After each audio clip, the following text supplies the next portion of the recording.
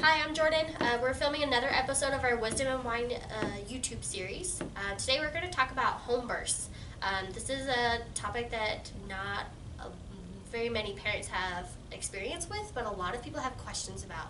And so that's really what we're going to talk about today. I mean, what the process looks like, how to choose, the emotions that go along with it, besides bringing a baby in general, all those great things, and so we're excited. Hi, I'm Miss Jen. I'm the Center Director at YSA. I'm Whitney. I'm a pre-K teacher and a curriculum coordinator here at YSA, and I personally have experienced a home birth 2 times. So we're excited. Thank you for watching. So before I even found out I was pregnant, I was randomly watching a documentary on Netflix about home births versus having a hospital birth. And it was just completely random. I watched it with my husband, and come to find out 6 months later, I was pregnant. And so I took information that I gained from that documentary and started to research my options. So I probably wouldn't have even known that home birth was an option if I hadn't come across that show, and which led me to question, why are we being told we have to give birth a certain way? Ooh, Why? Who is telling us, and why are we doing it? it's the beginning of parent shaming. Yes. It starts there. Yeah. Yes. Like even before the baby's here. Right. And so I didn't know anyone that had a home birth. So I had no one to have a connection with, to talk to. So I researched a lot online. I did see, so with my first pregnancy, I did see an OB at first, and then, this is in Kansas, there were only 2 midwives available to me within an hour radius. If I wanted other options, I had to drive 3.5 hours. Wow. So to have a baby Wow. and drive 3.5 hours in labor, that wasn't feasible That's not real. at all. Yeah. So that was kind of a struggle at first to kind of figure that out. So I interviewed the 2 options I had, and I really liked one. Luckily, I really liked one, and chose her to help us with our birthing process. So that's kind of where I was at. And one thing that stuck out and why I chose her was because she had said, why do we take healthy babies to a place that are where sick people are? You're having a healthy baby, you're healthy.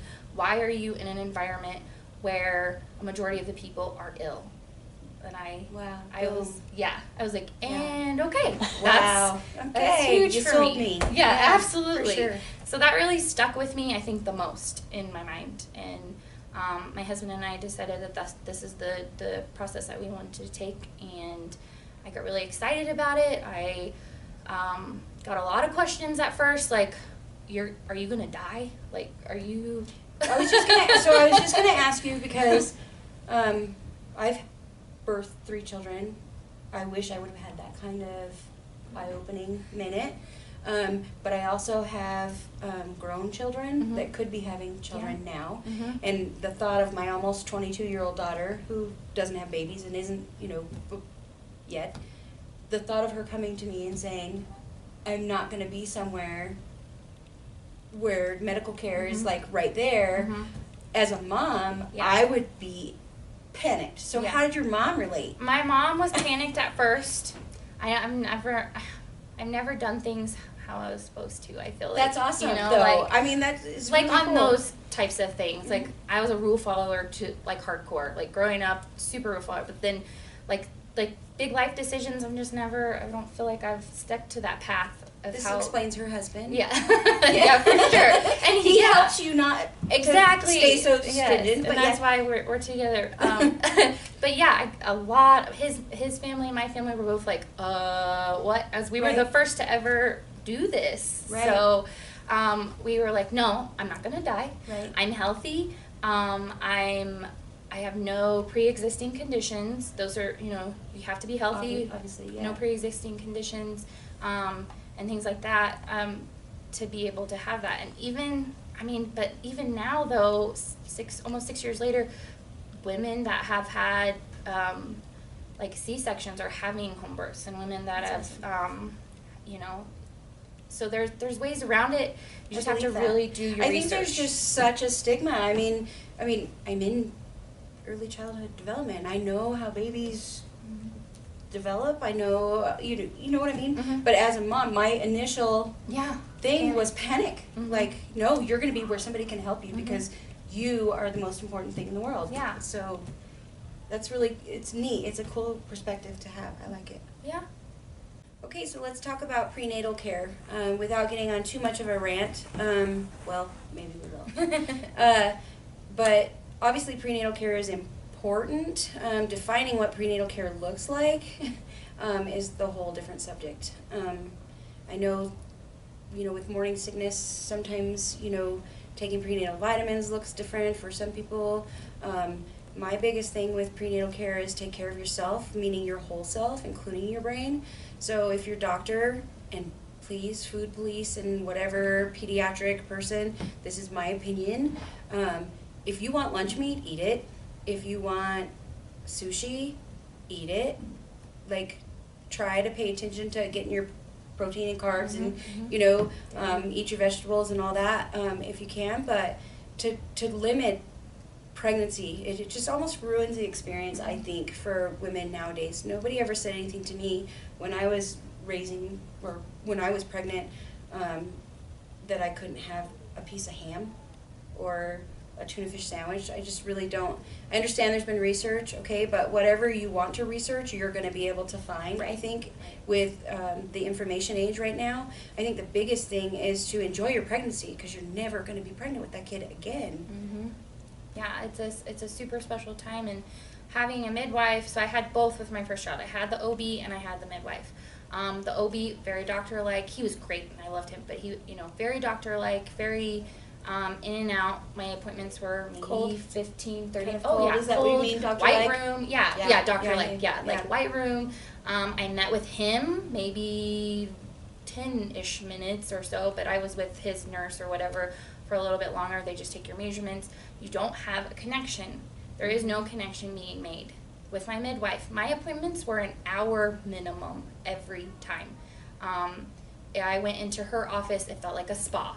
Nice. I got to bring, they had snacks and tea, and there was conversation happening about my birth plan, about what I needed to be doing to take care of myself before the baby was here.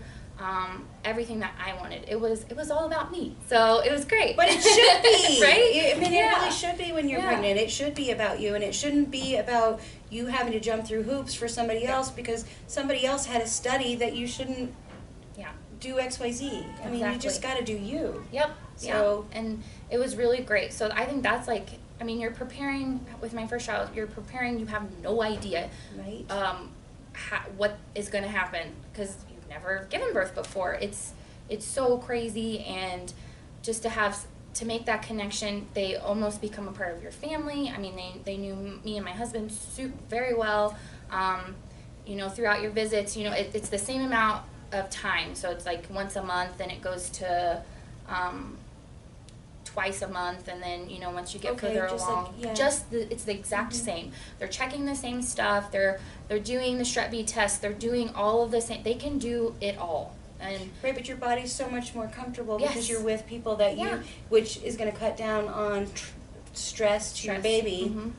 Exactly. And when you said that, it made me think back, which it was a while ago, like a minute. But when I had my first kid, no doctor ever told me what it would feel like. No.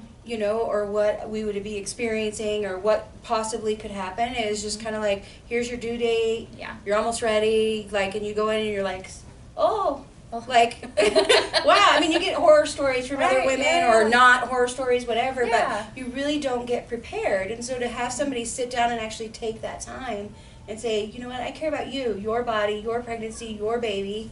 Yeah. Let's walk through this. And let's talk for a minute, even if your concern is about, hey, when I was in 4th grade, I ate crayons. Is that going to affect my kid? Because that does go through every woman's brain. Yeah, for sure. That somehow they would be responsible for anything that would happen. And that's just really incredible. An hour, that's...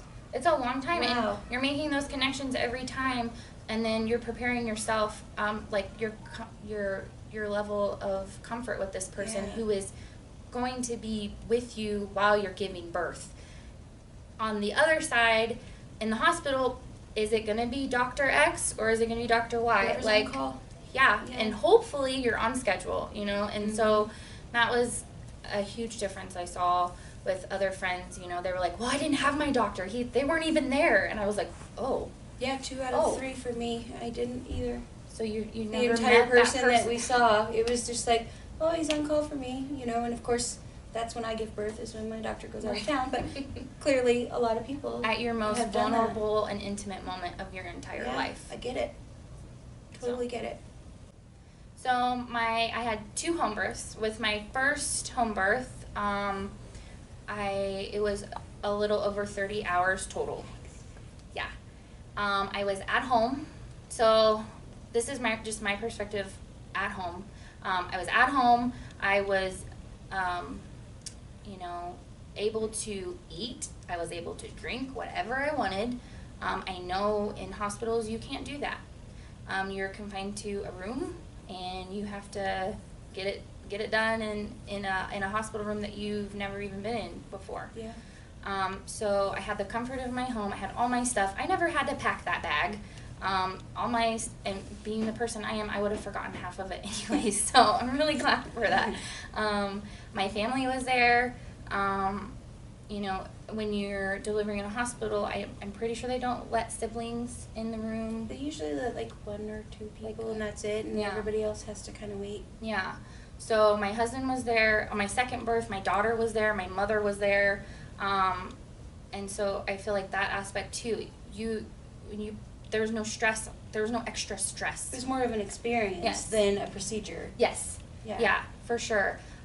So with Lillian, 30-ish hours of labor at home, I was able to go outside in the middle of the night and just like walk around in my driveway. We had a really long driveway. That's like one of the memories that sticks out. Just David and I just walking and pacing and getting through it together outside. And it was in March. It was amazing weather. It's just, that was like just one of those moments that you just can't get rid of and that stick out. So had her at home, no interventions. Like I said, 30 hours, that wouldn't have happened in a hospital. Mm-hmm. They would have pushed Pitocin. They would have made you have that baby. Yeah. And which, can lead to complications and slower heart rates and blah, blah, blah, and piles on, and your body's not ready. No. Yeah, and I think that's one of the biggest things. Like, we're built to do this. This is why we're, one of the reasons we're here. Our bodies are meant to do this. When you're healthy and, no complications, I mean, I feel like we're given this path that you're supposed to be set on, like, to do this, this, and this, and, I didn't want to do that. So let your body do what it knows to do. Let your baby do what it knows to do. Yeah. And so I had her. She was a home birth, and I also had a water birth with her too, which was a cool experience. So the transition, from womb to the water is supposed to be easier on them, and so that's why I chose to do that. And then was the pain? Well, I guess you wouldn't know because it was your first baby. But I've heard that if you have a water birth, that your contractions don't feel as intense. Right. It that buoyancy in there. Mm-hmm. Yeah. So for sure, I got in the tub with both of them, and definitely my pain decreased a little bit. With Lillian, she had her hand up around like this, and then the umbilical cord was wrapped around. So she kind of got stuck in there a little bit, and we just, they allowed me to, or I was allowed to move around and find work it out. Yeah, exactly. And so, and at the hospital, they put you in certain positions, and which just it doesn't work. Right. That's not what you're meant to do. Right. And so they intervene in the natural experience. Yeah. True. And then with my second child, so I went from 30 hours of labor, and in my mind with him, I thought, oh, I'll probably, they say it's less, and it'll maybe be like 15 hours. And That's so funny. That's the number that I just thought too. what I was going in. That's the mindset I had. And so I was laboring, and Dave was like, hey, we should probably call right now. And I was like, no, I'm good. I'm good. It's extreme pain, but I was like, no, I don't think so. And he's like, Whitney, we come on. I was like, okay, whatever. A father's intuition. Look at that. Yeah, yes. I know my wife. Round one, he kind of, I don't know. So round two, he was ready to go. And that's another big thing, too, with this. Having a birth partner and having a support system. Like I said, we had gotten a lot of questions about it, but as the process went on, they understood, like outside family understood, and were excited for us. But yeah, definitely having that support system. My husband was, the best birth partner I could have ever asked for. He was both times so supportive and really kept me going. So I feel like that's really important to have when you're choosing a home birth. Like almost probably somebody that can handle it. Yeah. That knows really, you. Because it sounds like, I don't know this whole story, so it's kind of exciting to hear it, but it sounds like he's saying, he's getting ready to step in and intervene and say, you're closer than you think you are. And I didn't know. But that's so great because he knew through, good stuff. Yeah, he knew, and so she came, and with Camden, it was only 6 hours. So I thought I was thinking 15. A little bit of a difference. Yeah, so 6 hours my second time, and it's always different with everybody. Yep. And so I wasn't prepared for that at all, like that 6 hours. And the midwife I had here in Colorado was like, when it's under 8, that's fast. That's kind of, that's a faster one. And so and he was also a water birth as well, and I know just like the first thing after I had him and I was holding him, and I just looked up at David, and I was like, what just happened? And they're like, you had a baby. And I was like, oh, and it just, man, that rush of emotion is so amazing. And, I think that's like another big thing that for a hospital birth, I don't think you get that, and I feel like you're robbed of that. No, they take your baby. They take your baby. They take it immediately. You don't get that. And I held on to him and her, as long as I wanted. No one took them from me until I was ready. And then I passed both of them off to David, and so then they took care of me, and and then examining the baby, same exact stuff they do at the hospital. They do the APGAR score and everything, and do all of that. And if you choose to have the drops and blah blah blah blah, they can do all of that. Right. So it's exactly the same, like medical stuff. They have all of that too. It sounds like too, and this is just an outside observation, but when your kids were allowed to like be how they were supposed to come into the world, because she takes forever and he's like boom, even their birth is their personality. I didn't even think of that until just now. Exactly. You can totally see that. And so because it was allowed to happen like that, they were allowed to.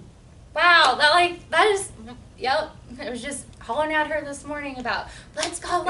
You're taking forever. And then clearly. Camden's busting through the door. Yep. That's awesome. Yeah. Good stuff. Yeah, for sure. Just that rush of emotion when you're able to hold your baby in my home, in my safe, where you feel safe, where all your stuff is, and my daughter with my second child, she was downstairs with my mom. I didn't choose to have her in the room. I feel like a lot of people do have their younger children with them in the room. I just didn't feel like I could focus on what I needed to do and still worry about her. But it was cool to know that where she was, I knew where she was doing, where she was. Worried about her, and that mom guilt wasn't coming in. No mom guilt. Yeah, because that does happen. And I was just thinking too, so brain development is so important. So a baby has gone through this birthing process. Your first brain synapse being created is with a calm mother. That's huge. Yeah.